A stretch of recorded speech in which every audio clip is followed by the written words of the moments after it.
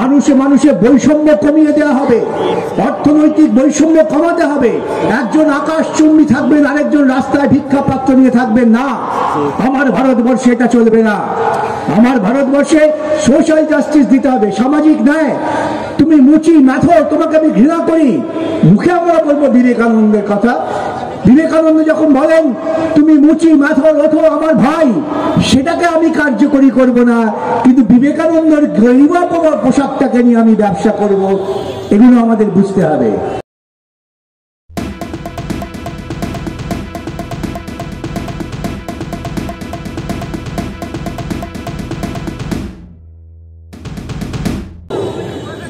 প্রজাতন্ত্র মানে কি? প্রজাতন্ত্র মানে হচ্ছে আমরা সবাই রাজা, আমাদের এই রাজার রাজত্বে নইলে মতের রাজার সঙ্গে মিলবে কি সত্যি? আমরা সবাই রাজা। রাজার সবারে দান মান, সে মান আপনি ফিরে পান। আমরা প্রজারাই ঠিক করব আমাকে কে শাসন করব, আমরাই নির্বাচন করব কে আমাদের শাসন করবে। আমরা যাকে নির্বাচন করব তার দায়িত্ব হচ্ছে আমাদের মান দেওয়া, আমাদের সম্মান দেওয়া, আমাদের প্রত্যেকটা নাগরিকের প্রতি শ্রদ্ধা রাখা। এটা যদি হয় তবেই প্রজাতন্ত্র। তো ভারতবর্ষের সংবিধান গৃহীত হলো, সংবিধানে বলা হলো আগামী দিন যারা শাসন করবেন, যারা ক্ষমতায় আসবেন, ক্ষমতায় আমরাই আনবো। আমাদের বোকামোর জন্য আমরা কিছু বোকা লোককে ক্ষমতা আনতে পারি, এটা তখন ধারণায় ছিল। তাই বলা হলো যে ভারতবর্ষ যখন পরিচালিত হবে তার সামনে থাকবে তিনটি লক্ষ্য: পলিটিক্যাল জাস্টিস, ইকোনমিক জাস্টিস এবং সোশ্যাল জাস্টিস। এটা অত্যন্ত গুরুত্বপূর্ণ। ইংরেজ আমাদের শোষণ করেছেন নির্বিচারে, আমাদের কৃষকেরা মারা গিয়েছে, আমাদের শ্রমিকরা বেতন পায়নি। তাই যখন সংবিধান সভায় যাচ্ছেন পণ্ডিত জওয়াহরলাল নেহরু, তিনি কি প্রস্তাবনা রেখেছেন, এসব কথা আমাদের মনে করতে হবে, আমাদের ভুলিয়ে দেওয়া হচ্ছে। পণ্ডিত জওয়াহরলাল নেহরু সংবিধান সভায় বলছেন আপনারা সবাই পণ্ডিত, কিন্তু মনে রাখবেন এই ভারতবর্ষকে স্বাধীনতা দেওয়ার জন্য সবচেয়ে বেশি আত্মত্যাগ করেছে ভারতবর্ষের শ্রমিক এবং কৃষক। সেই শ্রমিক কৃষকের মূল্যমান চুকিয়ে দিতে হবে আমাদের স্বাধীন ভারতবর্ষে। সেজন্য ইকোনমিক জাস্টিস, মানুষে মানুষে বৈষম্য কমিয়ে দেওয়া হবে, অর্থনৈতিক বৈষম্য কমাতে হবে। একজন আকাশচুম্বী থাকবেন, আরেকজন রাস্তায় ভিক্ষা পাত্র নিয়ে থাকবেন না। আমার ভারতবর্ষে এটা চলবে না। আমার ভারতবর্ষে সোশ্যাল জাস্টিস দিতে হবে, সামাজিক ন্যায়। তুমি মুচি ম্যাথর, তোমাকে আমি ঘৃণা করি, মুখে আমরা বলবো বিবেকানন্দের কথা। বিবেকানন্দ যখন বলেন তুমি মুচি ম্যাথর ওঠো আমার ভাই, সেটাকে আমি কার্যকরী করব না, কিন্তু বিবেকানন্দের গরিমা পোশাকটাকে নিয়ে আমি ব্যবসা করব, এগুলো আমাদের বুঝতে হবে। সেই ভারতবর্ষ যখন যাত্রা শুরু করলো, লক্ষ্য তার অর্থনৈতিক ন্যায়, লক্ষ্য তার সামাজিক ন্যায়। ভারতবর্ষের বুকে প্রথম পঞ্চবার্ষিকী পরিকল্পনা হলো। পণ্ডিত জওয়াহরলাল নেহরু বললেন আমি সোভিয়েত রাশিয়া স্ট্যালিনের দেওয়া পঞ্চবার্ষিকী পরিকল্পনা থেকে শিক্ষা নিয়েছি যে 5 বছর আমার ধরে পরিকল্পনা করে এগোতে হবে। এত বড় দেশ, এত মানুষ, আমার কৃষি প্রধান দেশ, কৃষকদের বাঁচিয়ে রাখতে হবে, তার শস্য বীমা দিতে হবে, তাকে চাষ করবার জন্য সেচের জল দিতে হবে।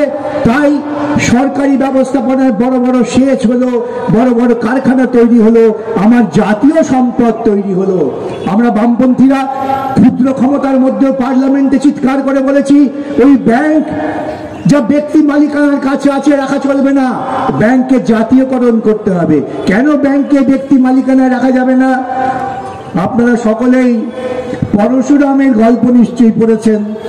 সেই পরশুরামের গল্পে একটা চমৎকার উদাহরণ আছে এই প্রাইভেট ব্যাংকের হাল কি। গুটগুটিরাম বাটপাড়িয়া তিনি ব্যাংকের মালিক। আপনি ব্যাংকে টাকা রাখেন, আপনি মেয়ের বিয়ের জন্য টাকা তুলতে গেছেন, গিয়ে দেখলেন বাটপাড়িয়া গণেশ উল্টে পালিয়ে চলে গেছে, আপনার টাকা হা হয়ে গেল। আমরা বললাম এ হতে পারে না। ভারতবর্ষের বুকে যদি তোমাকে ইকোনমিক জাস্টিস নিশ্চিত করতে হয়, সোশ্যাল জাস্টিস নিশ্চিত করতে হয়, আমার টাকা আমি জমা রাখছি, সরকার তার দায়বদ্ধতা নেবে। সরকার হবে জনগণের ট্রাস্টি, জনগণের স্বার্থ রক্ষা করবে, ব্যাংক হবে জনগণের টাকার ব্যাংক, তা কখনোই ব্যক্তি মালিকানায় থাকতে পারে না। আমাদের এই লড়াইয়ের ফলে ব্যাংক জাতীয়করণ হলো। আপনারা পাড়ায় পাড়ায় চারিদিকে দেখলেন ইউনাইটেড ব্যাংকের শাখা হচ্ছে, ব্যাংক অফ বরোদার শাখা হচ্ছে। যে মুটে ভাই সারাদিন কাজ করেন, 5 টাকা উদ্বৃত্ত, সে ব্যাংকে গিয়ে টাকা রাখতে শুরু করলো, তার টাকার উপরে সুদ হতে শুরু করলো, এবং তার টাকা জমার মধ্য দিয়ে হলো সেটাকে আমরা দেশের সম্পদের কাছে ব্যবহার করতে শুরু করলাম। বড় বড় সেচের ব্যবস্থা হলো, সবচেয়ে বড় সেচ ভারতবর্ষের বুকে ভাঙলা নাগাল। তার উদ্বোধন করলেন একজন কৃষক। প্রধানমন্ত্রী পণ্ডিত জওয়াহরলাল নেহরু পাশে দাঁড়িয়ে তিনি বলছেন, তুমি এই সেচের উদ্বোধন করো।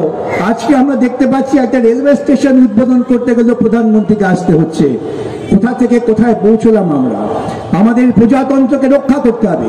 এই প্রজাতন্ত্র যখন এগোচ্ছে, তখন ব্যক্তি পুঁজির যারা মালিক, যারা জমিদার যোদ্ধা, যাদের জমিদারি প্রথা চালু করে উদ্বৃত্ত জমি কেড়ে নেওয়া হয়েছিল, তারা সকলে মিলে চক্রান্ত করতে শুরু করলেন। সেই চক্রান্তের প্রথম ধাপ হয়েছিল মহাত্মা গান্ধীকে খুন করে। ভারতবর্ষের বুকে প্রথম সন্ত্রাসবাদী আক্রমণের শিকার হচ্ছেন মহাত্মা গান্ধী। সন্ত্রাসবাদী আক্রমণ কে করেছিল? ইতিহাস বলছে সেটা হচ্ছে আরএসএস। তার নেতৃত্বে নাথুরাম গডসে নামে এক ভদ্রলোক, যার নামটা এখন বারবার মন্ত্রের মতো জপ করছেন আরএসএস এর এবং তৃণমূলের লোকেরা প্রকারান্তরে। সে নাথুরাম গডসে, তাকে জিজ্ঞাসা করা হলো, আরে মহাত্মা গান্ধী তো হিন্দু, সে তো রাম নাম জপ করে সকাল বিকেল সন্ধে, তাকে খুন করলে কেন? নাথুরাম গডসে কি বলেছিল জানেন? অত্যন্ত গুরুত্বপূর্ণ কথা। নাথুরাম গডসে বলেছিলেন, ও হিন্দু হলেও ও ব্রাহ্মণদের অধিকার কেড়ে নিচ্ছিল। মহাত্মা গান্ধী তিনি নিচের তলার মানুষদের আস্তে আস্তে হরিজন নাম দিয়ে তাদের সঙ্গে দেবতাদের মিল ঘটিয়ে ব্রাহ্মণদের পর্যায়ে নিয়ে আসছিলেন, তাই ওকে খুন করেছে। মুসলমানের প্রেমিক বলে খুন করেননি, হিন্দুদের মধ্যে অন্তর্জদের সম্মান দিচ্ছিলেন বলে মহাত্মা গান্ধীকে খুন করা হয়েছে। খুন করলেন কে? নাথুরাম গডসে। নাথুরাম গডসের নাম আমরা বিগত 30-40 বছরে কখনো শুনিনি যে কোনো শিক্ষিত মানুষ এই নাম করছেন, ঘৃণা করতেন। কিন্তু তারা তলায় তলায় চক্রান্ত করছিলেন। মানুষের সমস্ত স্বপ্ন তো সার্থক হয় না। এই তলায় তলায় যে চক্রান্ত করেন তার প্রমাণ আমরা কি দেখেছি? 1977 সালে পশ্চিমবঙ্গের বুকে একটি সরকার তৈরি করেছিলেন আপনারা, বামফ্রন্ট সরকার। যে সরকার ক্ষমতায় এসে প্রথম ভারতবর্ষের বুকে বলতে পারে যে আমরা বিনা পয়সায় লেখাপড়া শেখাবো। মানুষের উন্নয়নের প্রথম ধাপ শিক্ষা। তুমি স্কুলে যাও, গরিব ঘরের ছেলে, কৃষকের ঘরের ছেলে, বস্তিতে ছেলে, যার বাবা দিন মজুরি করেন, তার ছেলে স্কুলে যেতে পারে না। একটু বড় হলেই বাবা বলে দেয়, যা মোটর গ্যারেজে গিয়ে কাজ কর, কিংবা চায়ের দোকানে গিয়ে চা বিলি কর বাবুদের, সেভাবেই বেঁচে থাকার চেষ্টা কর। বাবার কষ্ট, আমার ছেলেকে লেখাপড়া শেখাতে পারি না। গ্রামের কৃষক ভাবছে লেখাপড়া শেখাবো কোত্থেকে, আমার তো সাধ্য নেই। বামফ্রন্ট সরকার ক্ষমতায় এসে বললেন, আমরা তোমাদের স্কুলে যাওয়ার গ্যারান্টি সৃষ্টি করছি, 1 পয়সা বেতন দিতে হবে না। শিক্ষিত ছেলেদের বললেন, তুমি কেন অন্য রাজ্যে যাবে? কেন তুমি কেরানি হওয়ার চেষ্টা করবে? তুমি লেখাপড়া শিখেছ, তুমি শিক্ষকতা করো, তোমার যে জ্ঞান, যে বিদ্যা, সেই বিদ্যা তুমি দান করো।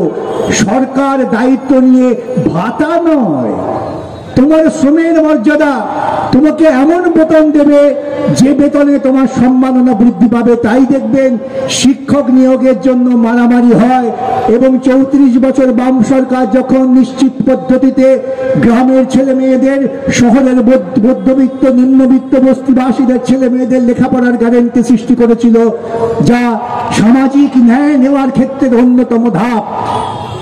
আমাদের বাংলার বিখ্যাত অর্থনীতিবিদ অমর্ত্য সেন তিনি বলছেন তার নীতিতে যে মানুষের উন্নয়নের 2টি ক্ষেত্র, একটা হচ্ছে শিক্ষা আর একটা হচ্ছে স্বাস্থ্য। আজকে গোটা পৃথিবী বলছেন যে মানুষের যদি উন্নয়ন করতে হয় তার 2টি নিরিখ, শিক্ষা এবং স্বাস্থ্য। 34 বছরে বামফ্রন্ট মানুষের শিক্ষার গ্যারান্টি সৃষ্টি করেছিল। কোনো বাবাকে বলতে হয়নি পাড়ার মোশাহেবদের কাছে গিয়ে অনুগ্রহ করুন আমার ছেলেটাকে ফ্রি করে দিন, ফ্রি শিপ না পেলেও পড়তে পারবে না। এই গ্লানি থেকে 34 বছরে বামফ্রন্ট সরকার শিক্ষা ব্যবস্থা মানুষের মধ্যে ছড়িয়ে দিয়েছিল। প্লিজ চুরি করবেন না।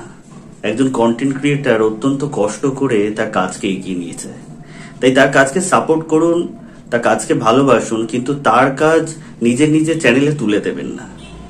কারণ জানবেন পাইরেসি কিন্তু একটা অত্যন্ত দণ্ডনীয় অপরাধ। আপনারা দেখছেন আওয়াজ, রোজকারের হক কথা। For more updates about Awaaz, please subscribe our YouTube channel Rajshekhar thali.